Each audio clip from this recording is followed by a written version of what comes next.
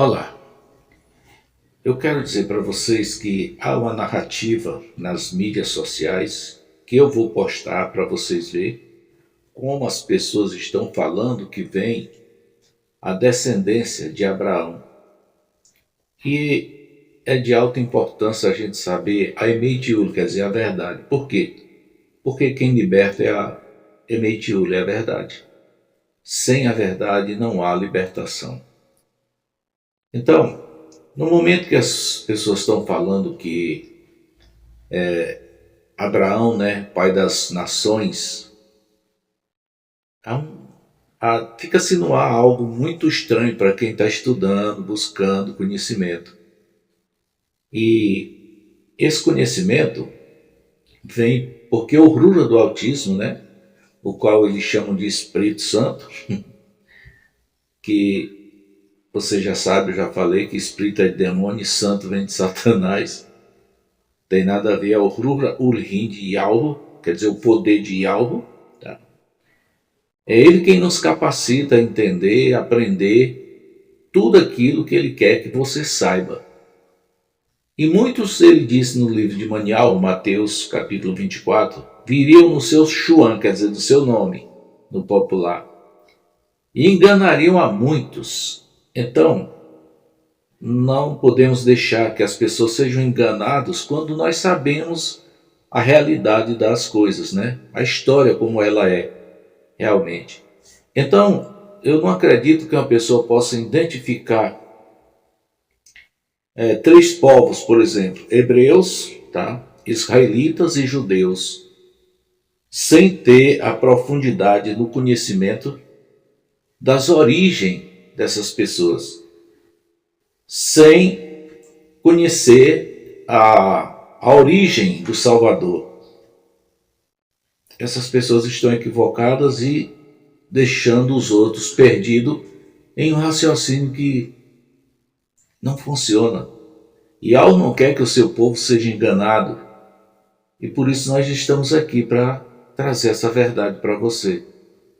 Porque, do contrário, todos vão se perder sem a Emeitiúl, sem a verdade. Porque quem liberta é a verdade. Nós temos aí um cidadão chamado Rodrigo Silva, que ele enfatiza a questão das nações, né? Ele fala com muita convicção. Só que eu quero dizer para vocês que não é como ele fala. Ele parece que é arqueólogo, coisa assim. Além de ser teólogo, aí mistura as duas coisas e isso capacita muito a ele receber aceitação nas suas narrativas. Mas, gente, não é por ali não, a estrada não é aquela. Eu saí daquela estrada. Tá? Ele é adventista, um PhD adventista. Se você não sabe o que é um PhD, eu vou dizer para você. PhD é um cara que estuda teologia, psicologia e filosofia e ainda faz mais um tal de doutorado. Isso dá a ele o privilégio de se tornar um grão-mestre. E o grão-mestre ele recebe o grau 33 da maçonaria, tá? Em outras palavras, eu quero dizer que o cidadão é um maçom, tá? Então, também ainda mais um pouquinho, acrescentando mais um pouquinho. O fundador da Igreja Adventista, eu vim a conhecer a origem dele, de onde vem. William Miller, o qual é chamado pelos adventistas de Guilherme Miller. Ele é o fundador, é um teólogo também, grão-mestre, grau 33, maçom, tá? Assim como ele, outros e outros também são maçons, os quais são chamados de pioneiros, né? Até o marido de Ellen White, chamado Tiago White, ele descobriu outro nome dele, James White, e aí fica aquela coisa que você não sabe quem é realmente real na história. Mas não é disso que eu quero falar, eu só quero mostrar para você de onde vem tanta narrativa falsa, tá? Porque eu fiquei dentro desse regime 17 anos, e hoje eu sei quem é o regime, porque sou estudioso, tenho a unção de Yahushua, Haomer Hoshihai, que é o nosso Salvador, o verdadeiro, para não cair mais nesses engodos. Então veja bem, ele chega a citar, mostrando a narrativa referente a esses três elementos, né?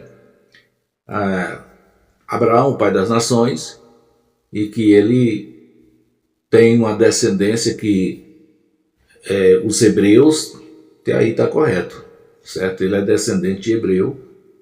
O pai dele chama-se, aliás, o pai de Éber, ele é chamado de Selá.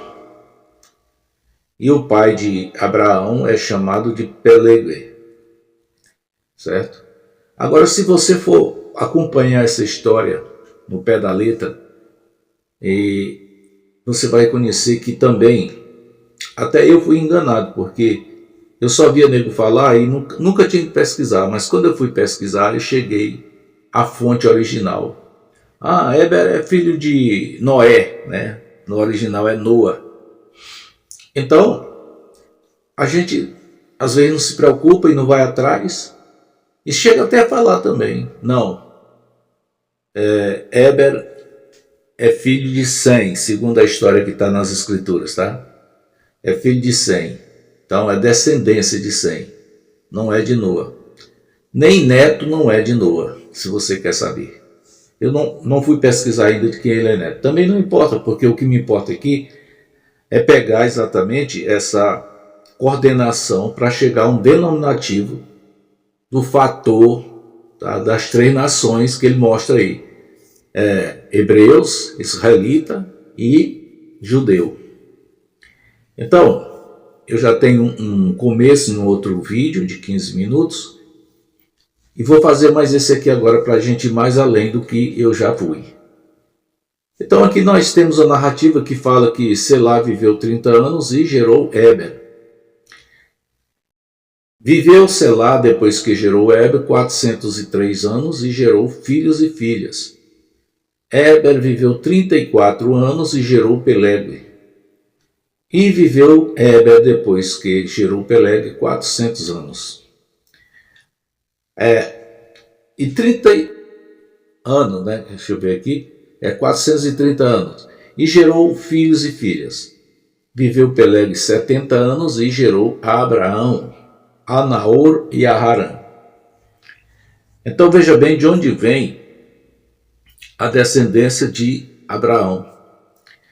Vem de Éber, quer dizer, está perto, não está longe, mas cada espaço você vê a leitura dizendo 400 anos.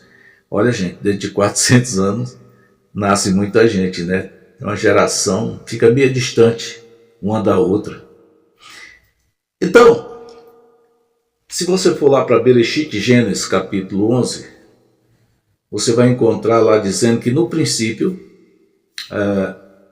dá até a data de que distância estava, sabe, do começo. Porque isso aconteceu exatamente no começo da segunda etapa de 2.333 anos. Tá bom? Essa é a contagem que mede 3 etapas do calendário lunisolar. Então, no começo, essa etapa, da segunda etapa, foi que aconteceu isso. E lá rege que estava aproximado, no princípio, né, como está dizendo, o povo era um só e falava uma só língua. E determinadamente era o hebreu. Tá? Então, fica algo a desejar pelo tamanho do espaço que tem, quando foi gerado Éber, e já tinha um hebreu. Porque essa língua, com certeza, ela tem raízes lá no Shomayal. E agora, Yahweh coordenando, fazendo sua coordenação, ele colocou essa língua, que é a língua do Shomayal. A língua que dá origem ao verbo. E assim, ali diz que o povo era um só, falava a mesma língua.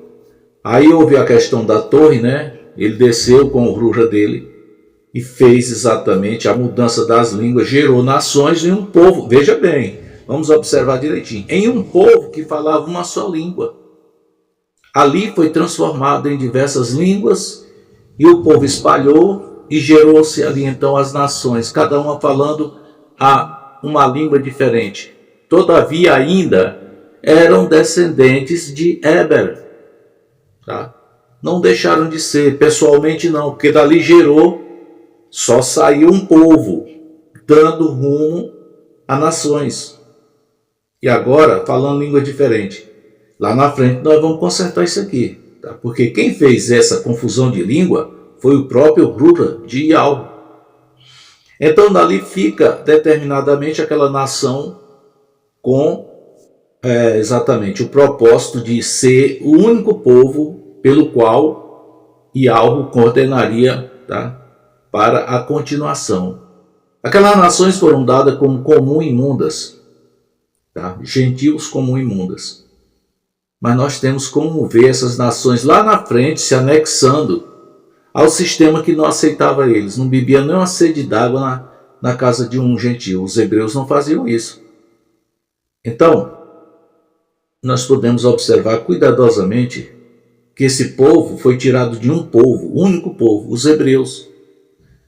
E assim, o que acontece? Os hebreus, eles ficaram na coordenação dos povo que Ial escolheu para ele.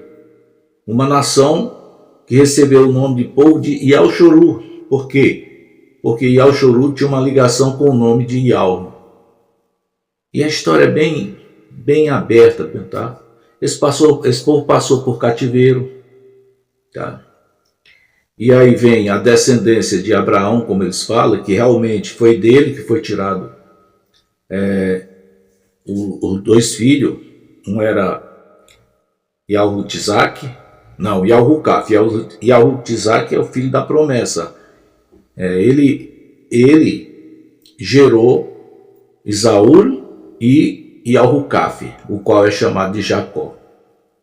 E assim a gente sabe da história, como foi a primogenitura e tudo, que Isaú não honrou e Yahu terminou passando para Yahucaf, Jacó, né? Todo mundo conhece. E daí Jacó tirou os 12 filhos, que na realidade foram 13, tinha uma filha, né, na história dos 12. E aí vem a coordenação das 12 tribos. Eles ficaram cativos no Egito por 400 anos. E agora chega o momento de gerar o sacerdócio. E vem e usa Merrushua, né, que é da tribo dos levitas. Isso é importante saber, muita gente não sabe disso. Merrushua, irmão de Arão, eram irmãos, e houve aquela questão que lá no Egito começaram a matar as crianças, porque eles proliferavam muito, e o faraó ficou temeroso de que eles pudessem formar um exército e destruir os egípcios. E assim ele começou a mandar matar as crianças de El-Choru. Aí a citação bíblica fala de Israel. Gente, nesse tempo não se via nem falar desse negócio de Israel. Não tinha nada a ver. Povo de El-Choru, povo hebreu. E assim acontece que chegou o momento de, o Merrushua, né, chamado Moisés, tirar o povo lá do Egito e levar para o deserto.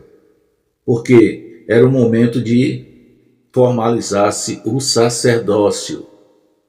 Aí a gente sabe da história como aconteceu, que o povo não aceitou os mandamentos.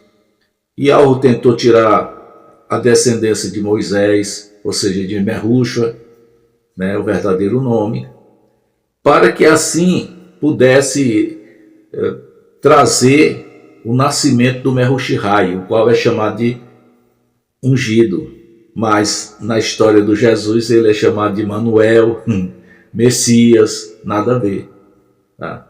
Então são diversas coisas que contradizem os princípios verdadeiros. E assim aconteceu que